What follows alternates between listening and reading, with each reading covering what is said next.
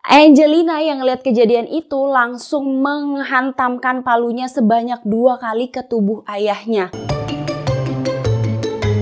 Assalamualaikum warahmatullahi wabarakatuh. Hai, halo. Terima kasih kamu udah klik video ini. Kamu masih ingat aku pernah membahas kasus tentang Isabella Guzman, salah seorang remaja cantik yang berusia 18 tahun dan telah membunuh ibu kandungnya sendiri sampai-sampai dia dijuluki sebagai pembunuh berdarah dingin. Gak kalah menariknya dari kisah Isabella Guzman, hari ini aku akan membahas tentang pembunuhan yang dilakukan oleh 3 orang gadis cantik yang telah membunuh ayah kandungnya. Kejadian ini terjadi di tahun 2018, tepatnya di Moskow, Rusia. Inilah kisah tentang The Khachaturian Sisters. The Khachaturian Sisters ini terdiri dari 3 orang kakak beradik. Yang pertama adalah Christina berusia 19 tahun, kemudian yang kedua adalah Angelina berusia 18 tahun, dan yang terakhir adalah Maria berusia 17 tahun. Mereka telah melakukan pembunuhan terhadap ayah kandungnya.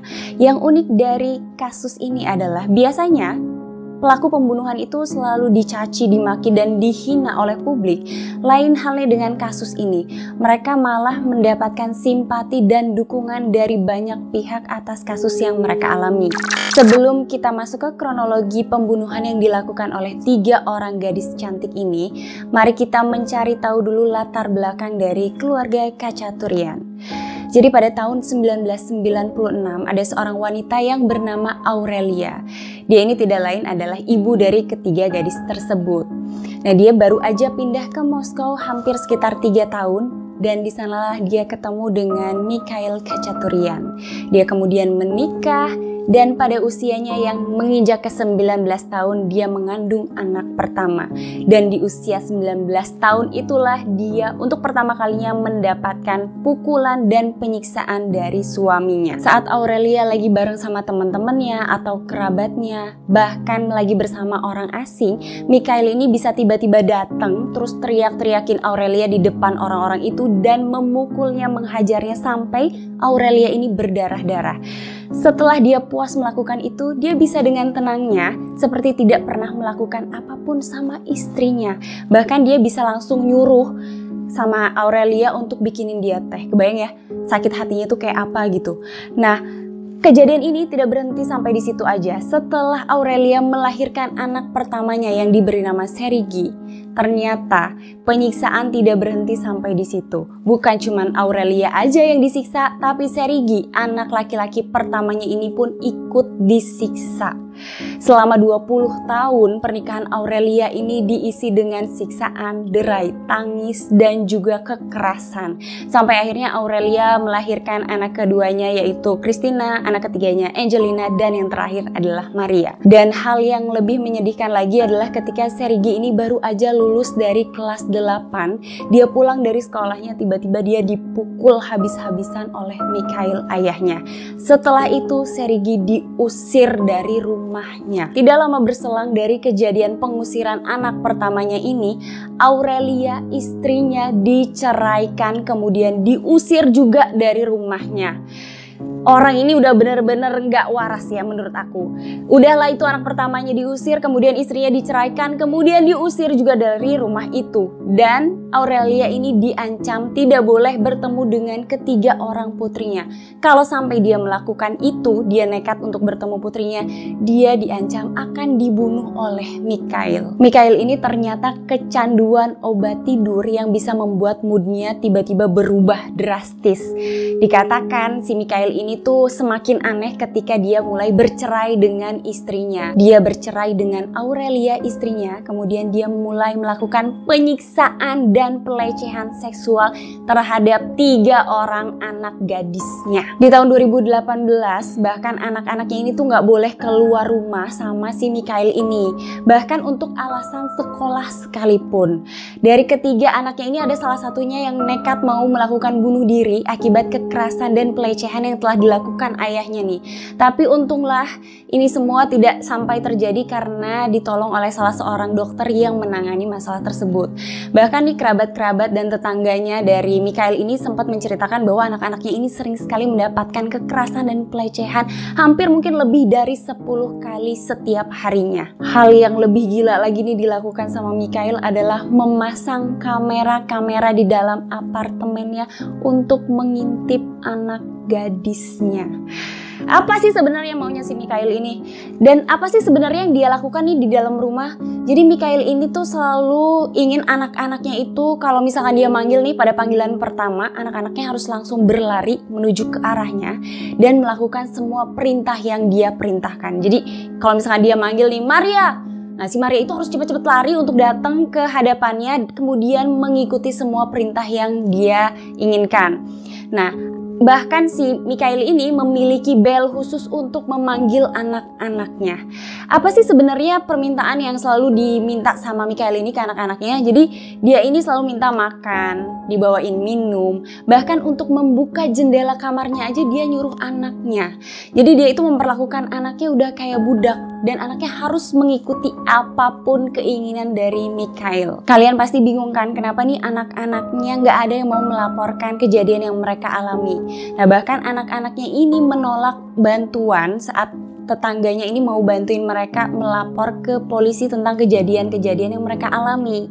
Ada alasannya, karena pada saat ibunya nih, Aurelia, masih mendapatkan awal-awal siksaan nih dari si Mikhail ini, dia juga udah pernah sempat ngelaporin ke polisi. Tapi polisi tidak melakukan apapun. Jadi tetangganya atau bahkan kerabatnya yang mengetahui sifat dari Mikhail ini sempat juga minta bantuan dari polisi. Tapi mereka melihat bahwa polisi kayaknya tidak akan pernah melakukan apa-apa nih. Kenapa sih alasannya seperti itu? Jadi di Rusia ini tidak ada undang-undang tentang kekerasan dalam rumah tangga. Jadi mereka tidak akan melindungi korban-korban dalam kekerasan rumah tangga nih. Nggak ada undang-undang yang bisa mengatur nih korban atau si pelaku akan dihukum apa.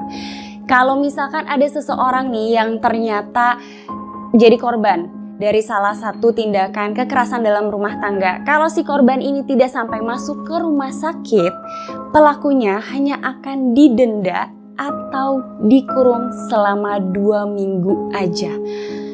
Kebayang itu kalau di Indonesia udah jadi santapan masyarakat di luar sana ya. Kita masuk ke kronologi terjadinya pembunuhan oleh ketiga orang gadis cantik ini nih. Jadi Mikhail ini melakukan perawatan di Soloviev Center, ini salah satu pusat kejiwaan dan syaraf karena dia kan mengalami kecanduan sama obat tidur. Nah, dia ini tiba-tiba waktu pulang masuk ke apartemennya, dia buka pintunya dan dia masuk ke ruang tamu. Tiba-tiba aja dia marah. Dia panggil ketiga orang anaknya ini, kemudian dia bentak-bentak, dia marahin dengan alasan biaya yang dikeluarkan dia di rumah sakit itu tiba-tiba naik. Dan waktu pertama kali dia buka pintu apartemennya, dia lihat ruang tamunya ini agak berantakan. Apa yang dilakukan sama ayahnya ini? Dia ambil semprotan merica, kemudian dia semprotin satu-satu muka anaknya. Habis itu dia meracuni anak-anaknya dengan gas dalam dosis besar.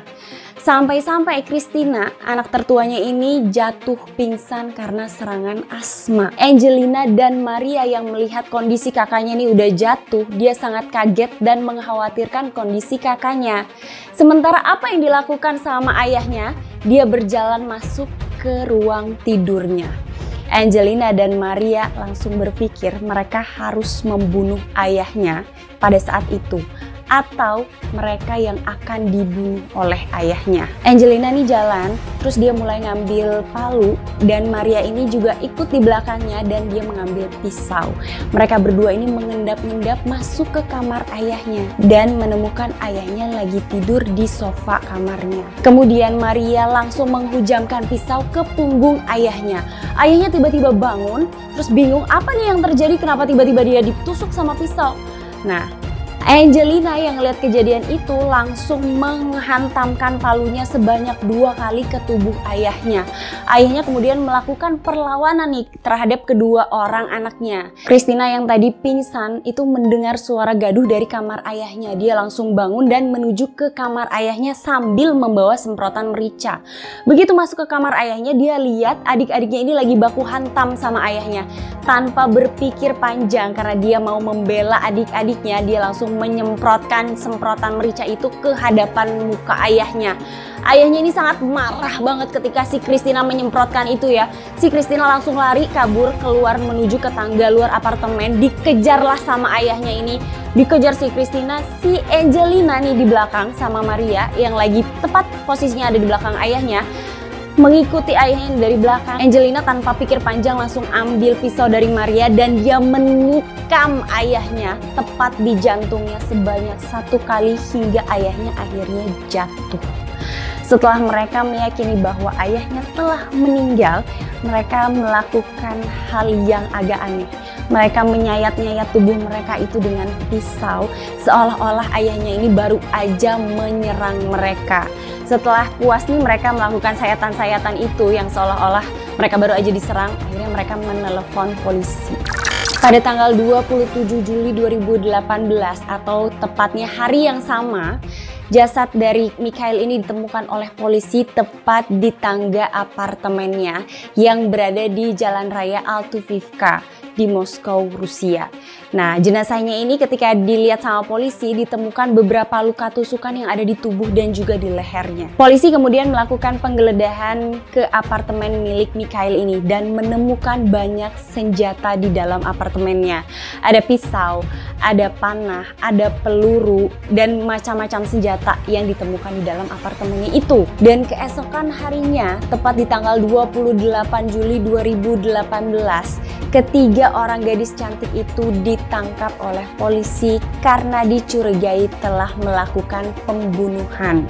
Dibawalah ketiga orang ini ke kantor polisi dan dilakukan interogasi. Pada saat mereka diinterogasi oleh polisi ini, mereka mengatakan telah membunuh ayahnya dan mengungkapkan alasan kenapa mereka melakukan hal tersebut. Mereka menceritakan perilaku ayahnya terhadap kakaknya, ibunya, dan terhadap mereka. Kekerasan apa saja yang dilakukan, hal-hal buruk apa saja yang mereka terima. Namun pada tanggal 29 Juli 2018, mereka didakwa telah melakukan pembunuhan tanpa keadaan yang memberatkan. Mereka telah menceritakan sama polisi kan, gimana mereka mendapatkan kekerasan, mereka mendapatkan pukulan, pelecehan seksual, tapi tetap aja hal itu tidak membuat dakwaannya berubah. Nah, apa hukuman yang akan didapatkan nih kira-kira sama ketiga orang ini kalau memang benar mereka melakukan pembunuhan? Jadi Christina yang saat itu berusia 19 tahun dan Angelina yang berusia 18 tahun, jika memang terbukti telah melakukan pembunuhan terhadap ayahnya, dia akan dikenakan hukuman maksimal 20 tahun penjara. Sementara Maria yang pada saat kejadian itu berusia 17 tahun atau di bawah umur akan mendapatkan hukuman maksimal 10 tahun penjara. Departemen Kesehatan Moskow ini menjelaskan bahwa sang ayah ini memang benar melakukan tindakan kekerasan yang dapat menimbulkan trauma terhadap ketiga orang anaknya. Dan ahli forensik pun setelah melakukan pemeriksaan terhadap 3 orang ini memang menyatakan ada bekas-bekas pelecehan seksual sehingga membuat mereka sangat menderita. Sementara para ahli berpendapat saat mereka melakukan pemeriksaan terhadap 3 orang ini, mereka meyakini ketiga orang ini dalam keadaan melindungi diri mereka saat melakukan pembunuhan terhadap ayahnya. Pada tanggal 13 Mei 2020, salah seorang penyelidik mengatakan dia tidak akan mencabut tuntutannya terhadap 3 orang gadis ini dan meninggalkan kasus yang kontroversial ini dalam ketidakpastian hukum. Jaksa memang mengakui keadaan kekerasan yang luar biasa yang dialami oleh gadis-gadis ini sehingga mendorong mereka untuk melakukan pembunuhan terhadap ayah mereka sendiri. Namun, jaksa ini mengatakan bahwa kejadian tersebut memang merupakan pembunuhan yang direncanakan atas motif balas dendam. Jadi apa artinya sekarang? Artinya, ketiga gadis ini masih dalam dakwaan pembunuhan berencana sampai dengan detik ini.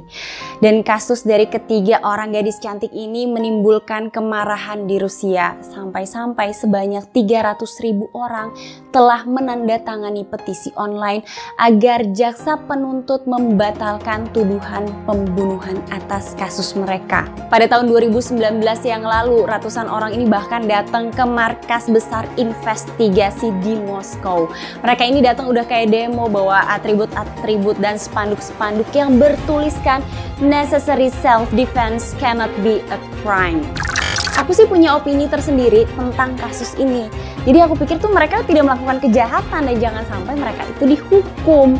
Karena coba deh, di Indonesia ada kasus-kasus yang mereka melakukan pembelaan diri dan kemudian mereka terbebas dari hukuman kan. Nah, aku juga berharap itu terjadi juga sama The Sister Khachaturian ini. Gimana menurut kalian? Komen-komen di bawah sini. Dan terakhir aku mau bilang, Free Khachaturian Sisters. Untuk kalian, jangan lupa support terus channel aku dengan klik subscribe-nya, di like dan dinyalakan lonceng notifikasinya. Sampai ketemu di episode selanjutnya. Bye-bye!